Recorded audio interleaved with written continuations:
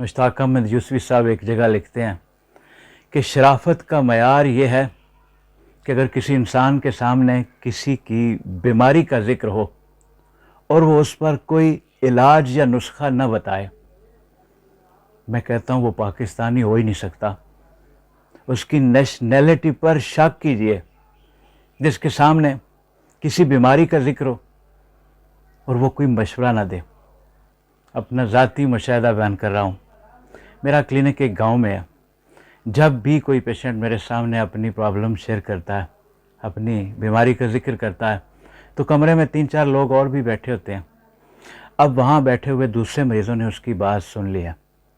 اگر میں 1-2 منٹ کے لیے اپنی سیٹ سے اٹھ گیا ہوں تو میرے آنے تک اس مریض کو 1-2 دم کرنے والوں کا پتہ، 2-3 جڑی بوٹیوں کے کہوے اور 1-2 نبض ناش حکیموں کا پتہ بتایا جا چکا ہوتا ہے، جو بیماری بتائے بغیر مرض جان لیتے ہیں۔